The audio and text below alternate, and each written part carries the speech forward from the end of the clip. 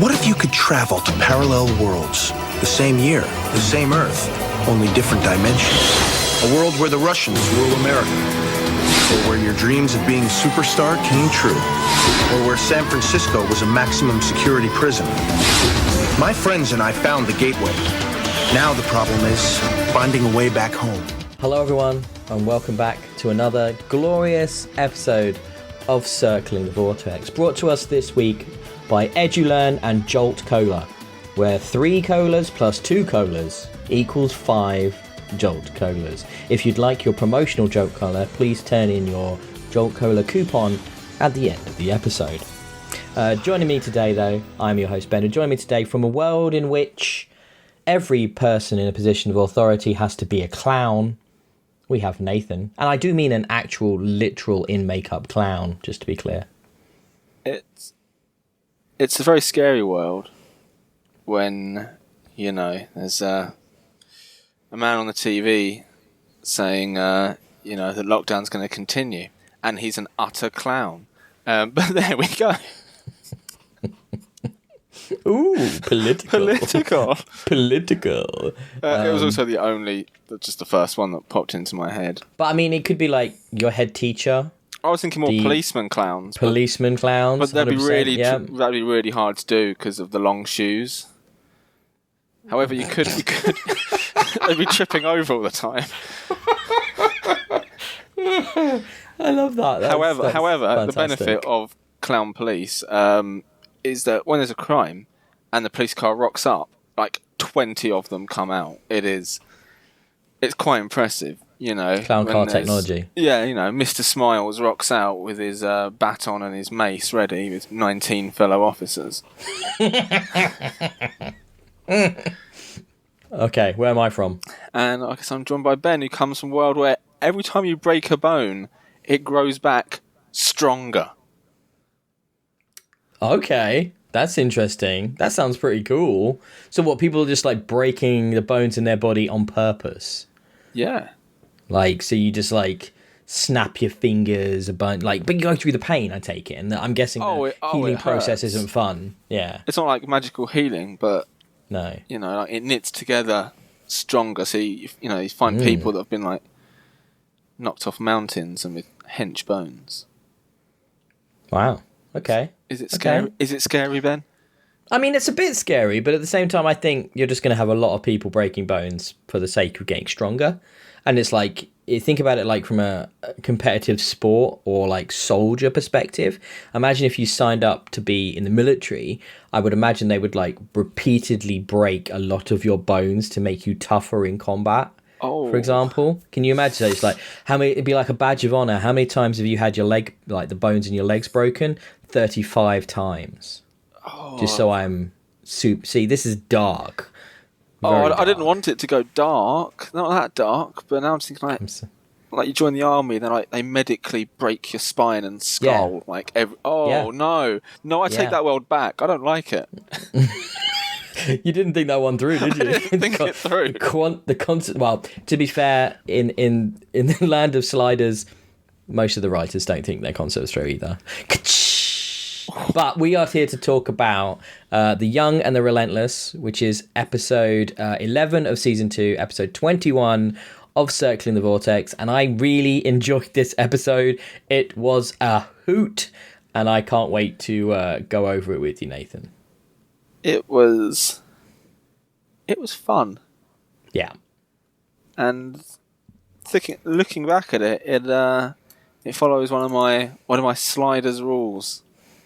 The worlds which have the least like set dressing to do often make the best episodes. Yes, the concept here was a strong one, a singular one, in which they were able to explore it in a couple of interesting ways with the A and B plot. So let's get into it, I think, and do our recap and talk about it as we go. Do you want to start us off? So I guess, I like the ending. The beginning, go straight in and we see Quinn face down in a pool. With some pretty jazzy music. Very, lots of guitar and setting the mood. then we cut to, well, not cut, then boom, normal Sliders intro, and we got a nice soft landing for Arturo, finally. Yeah, playing on the gag that he always hurts himself and gets people land on him. He actually landed in a sun lounger, didn't he? I'm glad it's actually paid off, him complaining every time he lands. I'm glad it's gone somewhere. It's nice. Yeah, we got the payoff. Finally. Interestingly, not one of the things we were like monitoring on an episode by episode basis. I wish we had been. Now we would have been so much more happy at that. But well, you know, let's chuck out our always on the watch out for Gatewatch. Always checking out Thirsty Wade. And what other ones have we got? How many times can Remy kind of reference being the crime man or part of, you know, his singing career? And only one of those occurred this episode. But boy, did it occur? Didn't it just? Yes. Ooh. So we then quickly catch up to the cold open, don't we? Yeah, very quickly. Which is Quinn face down in the pool, and it's instantly we realise we're on a world with his double, and his double has died and is in the pool, and then quickly Remy goes for help in this fancy house and shows up with Wade with long hair, the double of Wade. Now we were trying to remember.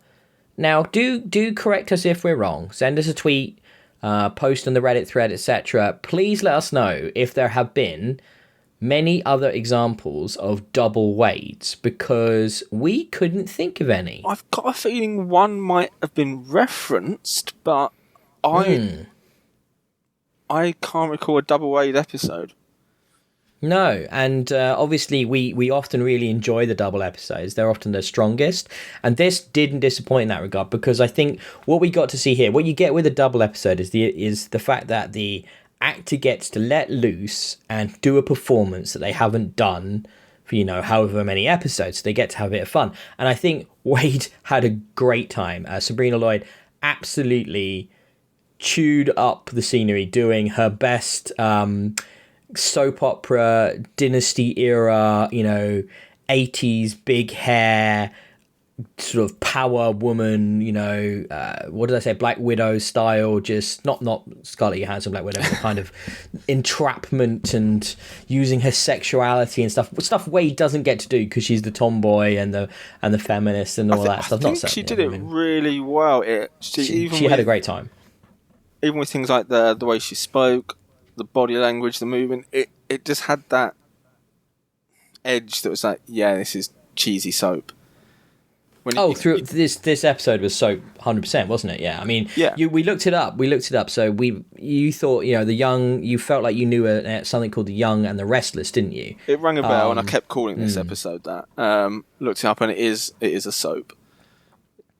So I'm guessing it was like an 80s era soap around 20 somethings. I would guess, based on. I think it was definitely in the 80s. Yeah, I don't know my American soaps that well, I have to admit. Everyone, and especially Wade, but everyone is sort of, just hamming it up. Just, you know, it is. So, should we carry on sort of going through it? So basically, best kind of cheese. Wade gets introduced, double Wade. Obviously, at this point, we don't know any more about what's going on about any of the machinations. But quickly, we realise that Q-Ball, or QR as he is in this world, was a mover and shaker in business. We understand that we're established fairly quickly that people over the age of 30 are persona non grata. They're treated like shit, basically. And yeah, if you haven't made it by the time you have forced to retire at 30, you're basically nothing. So that means all young people are incredibly like capitalist and ambitious and cutthroat, and like all the worst traits of business are basically manifest in young people because they don't have the time and they have to achieve these things very early on. And yeah, Wade wants to use our double cue ball to help seal the deal on his education software, which is Edulearn, which is little more than basically product placement and corporate greed. So it's pretty awful when we find that out.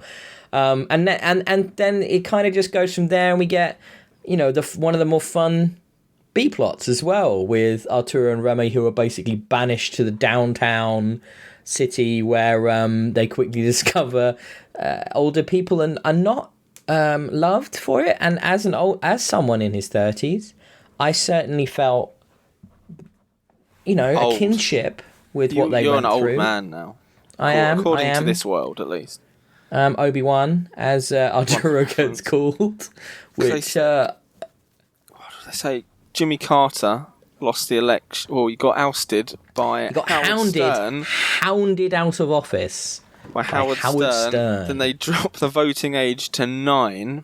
But what I think... I mean, obviously, they would have needed to do it simply for casting.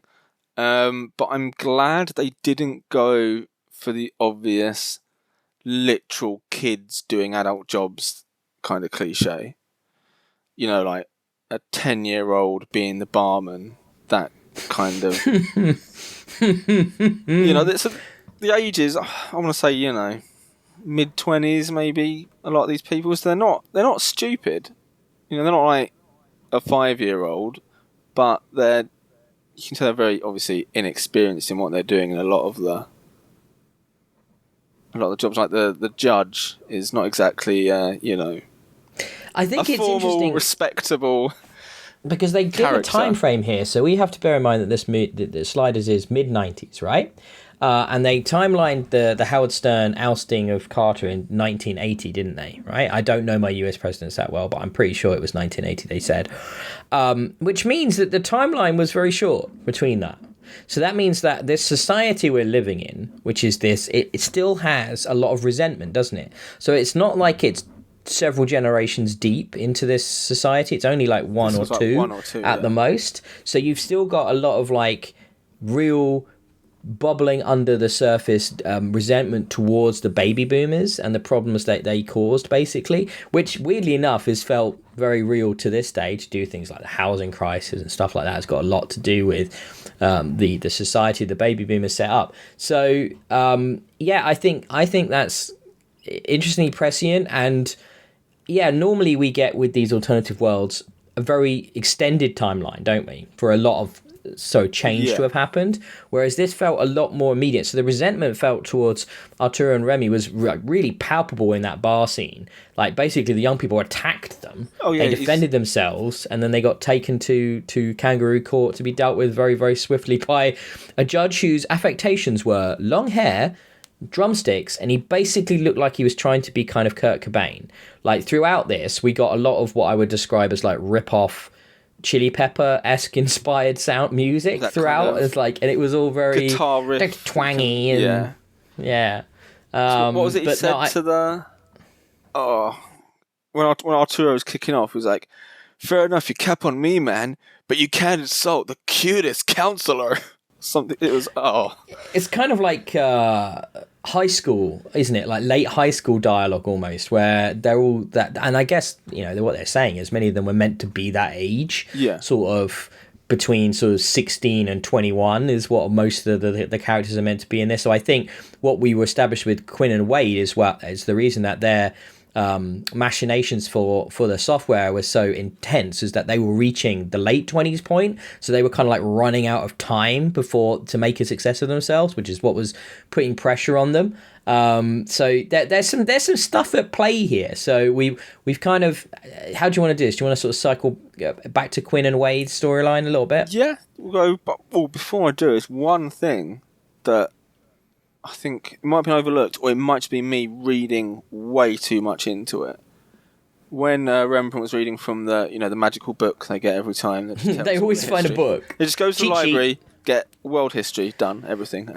He said, been ousted, Howard Stern, blah, blah, blah. People over the age of 30 forced to retire, but they have very good recycling. Are they recycling the older people? Well, they also implied that for some reason that they like banned deforestation, like aggressive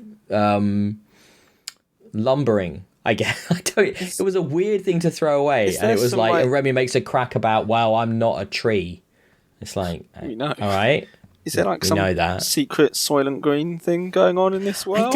I think you might be. Okay, I think I might be reading too much into this. Maybe they're just really good at sorting out their rubbish. I also thought it was really funny that when Wade says we've got over 30 guests coming, or not a lot, you thought they meant there was like a capacity on the party, and therefore Remy couldn't go because it was a race thing. And I thought that was hilarious that you didn't understand it was an age thing. Well, like he asked, and they were like, they're over 30. I was like, oh my goodness, so wow, is this like this kind of world? There's too many people. No, you're not allowed. I like the idea there's a fire marshal or something at this party. He's like, no, capacity.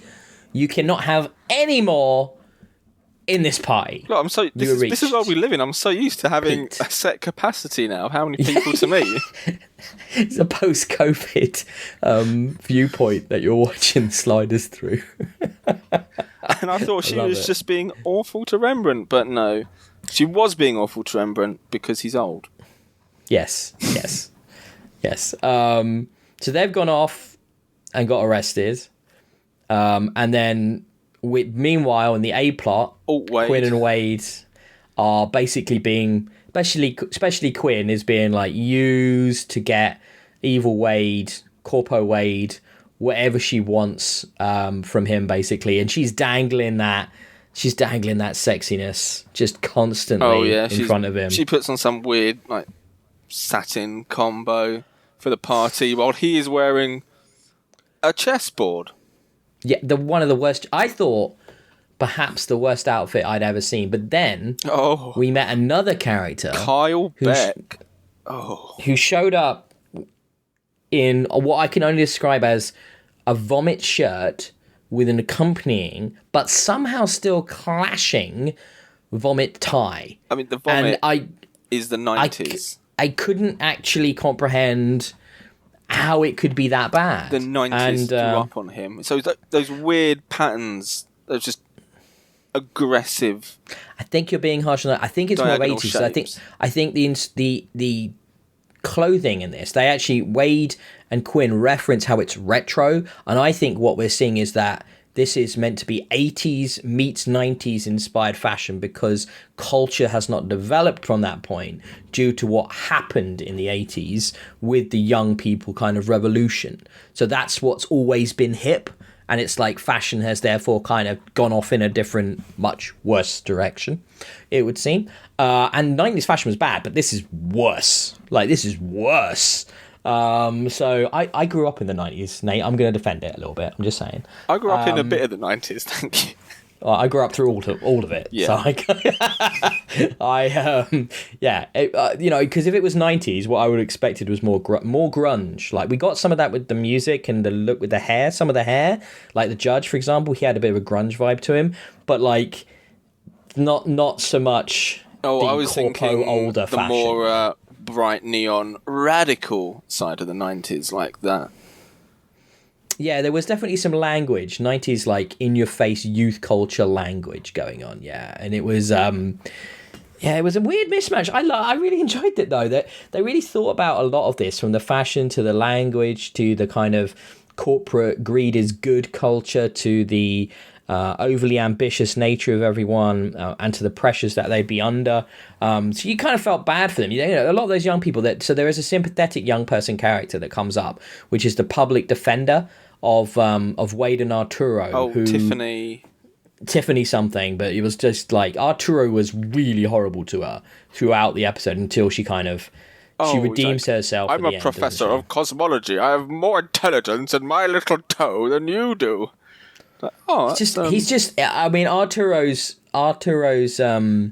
abusive sass in this episode was at maximum. I mean, he was basically picking fights with everyone, even though literally to some extent he knew he would get in shit for it. He could not keep his mouth shut, especially like she's going to get him off the charges. He sticks his foot in it again, gets sentenced to 30 days, and then but geniusly plays on being an old person by faking a heart attack, which then helps them escape prison, which is pretty amazing, I have to say. And then they end up in kind of like a 30-plus slum in downtown, I guess. It's like almost like a soup kitchen, kind of. Yeah, well, I felt like it was more than just a soup kitchen. I felt like it was a whole area that was just like given over to the vagrant 30-pluses. Oh. So that makes me think, what happens, right, when they're 30? They have to retire. We know that, yeah? So are they then, basically, there's no support for them after that point? I get the impression there's no, like, welfare state. They're just, if you're not making the money, you can't keep your house, fuck off, you're in the gutter. So like, it makes me laugh, because it was like the only issue I'd have was that, what were the kids doing to support their parents? Not a lot, I guess. They were all just like, screw you guys. A lot of resentment still, I think. I guess they must have. Well, my assumption is, because it's very sort of anti-boomer, most of their parents have, just got enough money, because when Arturo, remember walking around before, although they didn't get served, no one was being particularly mean to them. It was only when he sort of kicked off about not having a beer. So what's the reason it feels like they're just not... Why is there an old person curfew? Why can't they drink? That's the thing. It's like, that just speaks to me like general hatred, right? That's not... There's surely no reason you wouldn't want business from someone over 30. They've lowered the drinking age, the voting age. So obviously you're going to get, younger people in positions of power. Fair. But then, like something like, actually, if you're over 30, you can't drink either. Or work. So what? So they all just end up living in the gutter. Like, so they're all just left to die. Well, it's like alt wage is basically you just need to get enough money before you're 30 to live out the rest of your life expectancy. It's a really shit world, isn't it? Like it's a really tip, and I think they really sum it up right at the end when they're sliding. When Arturo goes, you can't save every world you slide onto, right? And he basically just throws up his hands and goes, they're screwed, aren't they? Like, because even if the awful public school replacement software that QR was working on, what was it called again? EduLearn. EduLearn, thank you. I keep wanting to say edutainment, but yeah, EduLearn. Even if that didn't go through, it only bought that system a couple of years at best, is what they were guessing at the end. Because I can't remember who it was, the character name, but one of the ones who stopped Quinn's talk at the party. He briefly mentioned, why don't we stop it and keep some of these old people in jobs for a bit longer? So they are teaching. Yes, but that speaks to a couple of character moments through this episode that were a bit baffling. So that character seemed to have, when we meet him in the party, altruistic motives around maintaining the public school system to keep over 30s employed, but also to educate the kids better. And then as the episode progressed, he kind of showed up a few more times. And the last time we saw him, he kind of caught Quinn out in a lie. Like he could worked out that the Quinn there wasn't QR. But then nothing came of that. And then the next one was, while these guys were like working on their, Quinn and Wade were working on their plan of catching out evil Wade, and how they were going to catch her and like imply that she, committed a murder and stuff and a felony and that confessed, because obviously she's a double, so it's easy enough to do. They get kind of caught by the henchman who had stolen the slide remote, Mr. Gillette, and he's in the back of their car. And then in the very next scene, we're with Quinn going into the conference room at the business, and he's like confronting Vomit Shirt, as I will call him, to blackmail and saying we've got this videotape got with evil Wade confessing, so you're finished, you're done. It wasn't clear how they got away. They were very confused, and because this was in the third act. Something maybe been cut from, not theatrical release, cut from TV. Yeah, those two plots with those two characters felt like they were longer, and that stuff had been shaved for time. They did that definitely felt like it. retcon it.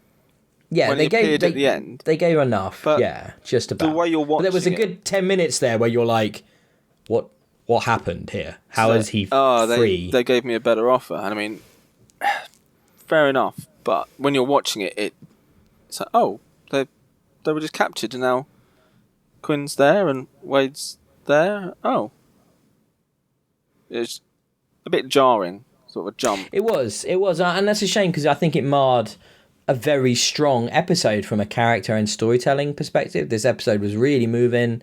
Things were coming along nicely. I think what happened, what was so great here is that Sliders, they really lent into the soapy vibe, and it works for this show. When this show is self-aware, when it knows that it's quite silly and it is quite over the top, and it doesn't have to be big sci-fi. It can be just a couple of small concepts, but as long as there's some fun stuff for the cast to do and there's some fun stuff to take the characters on, then you have a good time, don't you? And this did that, but then those little bits were a bit like, what's happening here? I don't know. Yeah. It feels like just something missing, like you're saying, just something might have been shaved off. Did we miss anything from the recap we want to touch on? Because we kind of skipped, I think, a lot of the second act there. But so Remy and Arturo, after escaping, get caught again.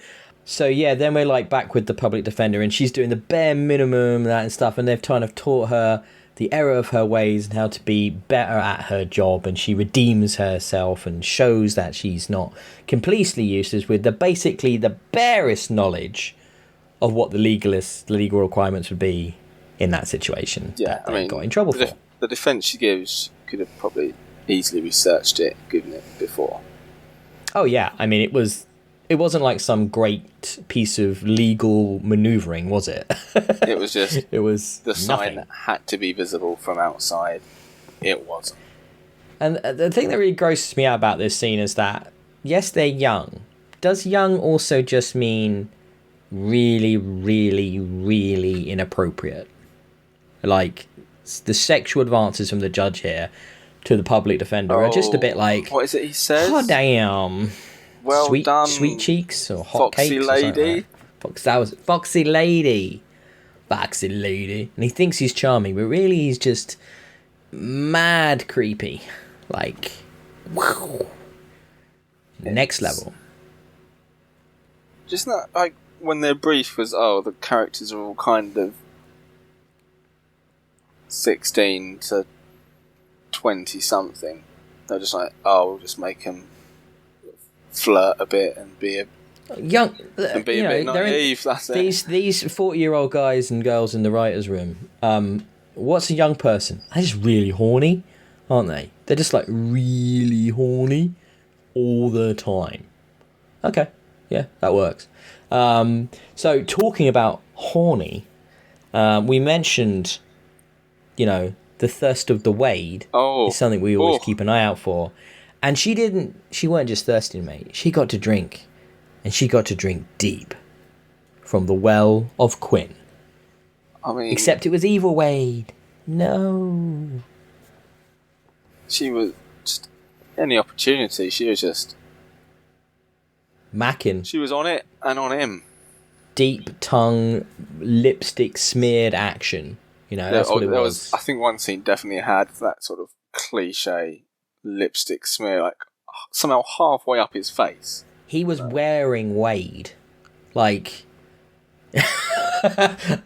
for the listeners there. I just watched Nate on video here, dry retch at the statement wearing Wade. It could be the new kind of like from Jean-Paul Gaultier, Wade, the wettest of perfumes.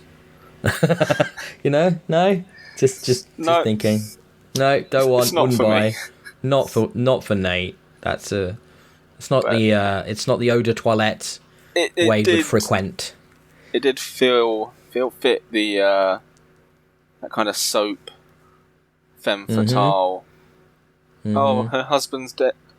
But, oh no, his lookalikes here. It's fine. I mean, that was something we didn't really talk about, but man, they were cool with the fact that they were from another world, weren't they? That just was like, whatevs, move on. Oh yeah, because nobody seemed bothered. She mentions to Kyle Beck, she's like, "Oh yeah, I told him." Oh, okay. Yeah, he didn't care at all. She's like, yeah, well, if you can make me money, there's something I'm good. that maybe they have done it, or something they looked into it on their world. Because when they're saying where they're from, she does mention, "Oh, you're from a parallel world," without any hesitation.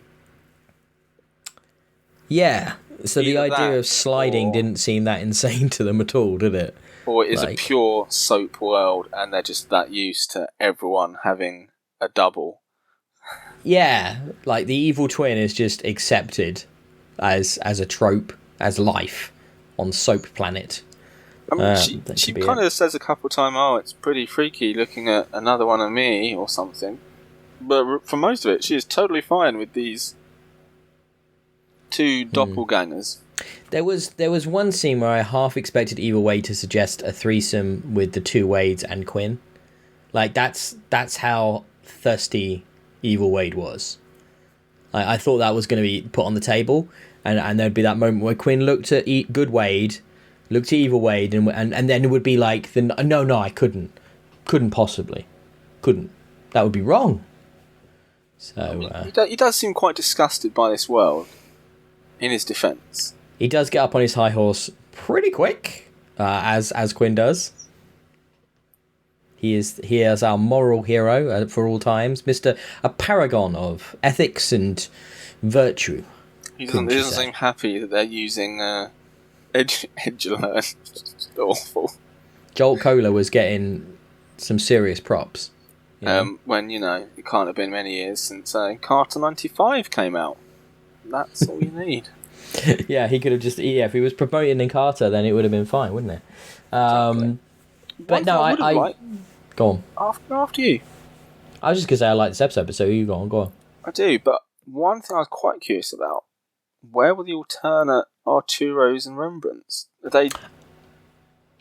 I think they'd been disposed of as old people. I mean, I'm wondering how old Rembrandt would have been when he started his Crying Man career. Do you think he had a Crying Man career? Yeah, because that's... point? Crying Man's like in the 60s and the 70s, isn't he? So it would have predated the young people revolution. I mean, that might explain why no one recognised him. Because they're just not into that stuff. Then it's not hip and not cool, baby. I would have liked to just maybe to see it in the background, maybe alternate Arturo or alternate Rembrandt. But do you know what I thought was interesting? Only because I thought they were going to show it more than anything. Because you had two doubles. Yeah, more's always good. The more the merrier when it comes to doubles, definitely. But do you know what I thought was interesting? That Quinn and Wade are young people, right? They're in their 20s, right? Our Quinn and our Wade. And yet the perspective of them in this episode was very old-fashioned. Like, their perspective seemed to be very much the writer's perspective, because they were looking down on the other young people of this world. Quite, they were quite superior, weren't they? They weren't, like, oh, radical, fuck lady, come on. Yeah, it's just like, because it's more. This world is more than just age. This world is also twisted by a greed and ambition, and a capitalism that isn't just that isn't actually something you think of when you think young people. That's something you think of when you think people in the rat race who have committed over 30s, definitely. So I think the fact is what we've got in this world is this interesting two facets, this compounding nature of the business and the young, and it basically, I think the message is that it really ruins their lives. It's a really, really fucked world, and that's we mentioned it before, that when they leave, they just admit that there's nothing we can do. It's screwed. This place is is going to spiral and just keep getting worse. If we're looking at it sort of really deeply, they're kind of got to make it by 30 or you're no one. Yeah, that could still apply to this world. Really? Well, are you saying I'm no one, Nate? Not literally, but we do have a very. There is now sort of quite a strong emphasis on making it younger rather than when you're Yeah, older. I think there's more. There's a. I'm not saying it's a direct loss. translation, but there is a bit of a... I think what we see in this world now is a loss of innocence, isn't it? That young people get to stay. Every generation thinks this when you look back, right? When you become an adult and you look back at the kids, it always seems that they grow up earlier and earlier, right? And especially with things like social media, I think that pressure of success is more apparent than ever to young people. And I do agree. It's interesting that they were telling this story in the 90s, and it's still a story worth telling in 2021. And there's some definite parallels there. And as is always the indicator of the best speculative fiction or science fiction, is that when, the great episodes of the original Star Trek will always be timeless and great episodes of original Star Trek, much like the great episodes of Sliders. They work regardless of when you watch them, because the parable being told, the story being told, has a fundamental connection to society and relevance. And this one still definitely rings true. Yeah. Good episode, man. I liked it. It was... really good. It wasn't too serious. It was fun. Good A plot. I really liked the B plot of just Arturo and Rembrandt beating up some young people in a pub. I liked it. It wasn't slow as well. There wasn't really any draggy periods in this episode. It had a good pace. And I think that was the beauty of the whole good serious concept, but soapy sort of perspective on it, which was really fun. I just want to shout out the bit when Wade shoots the older guy, the henchman, with the gun in the study.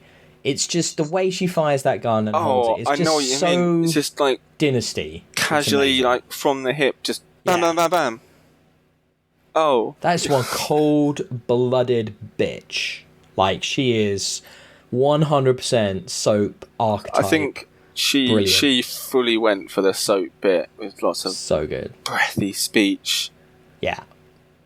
She had a great time. Like, gutsy performance, fun performance. Great. Always fun when we get to see Wade do something different. I also want to shout out to the wig people in this episode. That was my favourite bit. That was some proper power hair she had. But the best bit is that bit when Sick Shirt is being showing the video, and he's like, anybody could tell that's just your Wade in a wig. And it's just like, oh man, that is so brilliantly knowing. What a nod to the whole characterization of that character, which is just our Wade in a wig. And it's just like, and also he points it out. I was like, that's genius. That is genius. Well done, you guys. You know this wig is a bit dodgy. Any episode where Wade is in a wig, I'm down for. Long-haired Wade is always exciting. Yeah. Well, man, this was good. Another episode with the psychics. When she's having the visions, we got Wade in a wig in that one. We did. Less good episode. What I'll say is, I can't remember what your prediction was for this episode, because we're late recording this one. We're a bit late, as you may already noticed. Blame Nathan for that delay. However, we're back better late than never. It's going to be 3 weeks between episodes for this one. But I can't remember if what you predicted for the Relentless. Can you remember? I think it was very wrong. Probably. So, what is your prediction for Season 2, Episode 12, next week's, or 2 weeks' time's episode, or whenever we put it? So we might put it up sooner because of the delay, we'll see. And it's called... Invasion. Okay. Just one word, invasion. Just invasion, baby. This is straight up invasion. Okay. I have two. Go for it. Number one... probably not likely to happen. They're going to go back to a world, 1944. We're going to have a big budget D-Day episode. Wow. Yeah. That would be cool. I don't think that's going to happen, as much as I would like that one. I think it'd be an interesting episode. It had to be done very tastefully, though. Number two, which is more likely, I don't think it's going to be an actual invasion. I think it's going to be one of those, like, someone thinks aliens are coming, but it's actually, it turns out it's some totally other minuscule thing that's happened. Like, it's all going to be building up to, oh, the aliens are coming. Oh, it was a smudge on my telescope. Not that literally, but I think there's going to be something in this world that, very little difference one, but I don't know. Okay. I just think it's going to be not an actual invasion. That's my... Well, I remember this episode very well, so I will not give you any hints. Like they're getting signals from space. No, it's actually just the ones they sent out like 5 years before, bouncing off something. Okay. Well, I think it's going to be an interesting one. I'm really looking forward to doing it with you. Really looking forward to talking about it. It's an important episode, so I'm going to say that. Don't say that. But now I might have to change my thinking. Well, I think both of your ideas were good ideas, strong ideas. So yeah, I am. I'm wondering how it's going to hold up. I'm really wondering how it's going to hold up, because my memory of watching it when I was in my teens is fuzzy, though I remember the concept very well. So I'm wondering how certain elements are going to hold up to watching today. Well, I'll be going into it fresh, so we'll see. Yeah, exciting. So we'll be back at some point soon with episode, what was this, episode 21? What did I say at the beginning? 20. This was episode 22. Yeah. We'll be back with 20. This was episode 21. We'll be back with episode 22. When we're back soon. I hope you've enjoyed this episode. Please give us some feedback on social media, on YouTube, and Reddit. Look, we received some feedback between episodes on this one, which definitely took on board, definitely listen. Don't always have to agree with everybody, and I don't expect you guys to always agree with our takes on things, and I won't always agree with the feedback that's given, but I do appreciate it being given, because I know there is a passionate fan base for Sliders, and there's a lot of love out there, and look, we're with you. We would love, wouldn't it be great to see this come back? Like someone reboot Sliders, maybe Jerry O'Connell hands the reins over to a new team in 2021. It's a great concept. I think a modern take on Sliders, would be flipping awesome. And I think the hope of that, the dream of that... Jerry O'Connell to stay. No. Well, he could be the Arturo, couldn't he? He could come back as the older, wise character, and then other stuff. Circle. I will, however, say, Nathan, it would be challenging for that to happen based on what happens in later seasons. Why would you say that? I mean, I'm not saying anything. That could mean a million things. Oh, no. That could mean a million things, Nathan. He gets Soylent Greened, doesn't he? He gets Soylent Greened. I know it. I don't think he gets eaten. No. He gets Soylent Greened. I knew it. It could mean many things, but I do think there would be a challenge of bringing Jerry O'Connell back if 5 seasons of Sliders were canon. Don't say just saying. I'm worried now. But the concept is nutty enough that they could probably write it in a way that they could do it. So, but no, look, that was a really, really, really good episode. That's up there with the top 2-3 for me for the season thus far. Really, really enjoyed The Young and the Relentless. We will be back soon with Invasion. Until then, see you on the other side of the vortex. Happy Bye. Friday. See how I said that like that was our sign off? And it has been forever, and I've never said that before. But that's fine. Bye, everyone.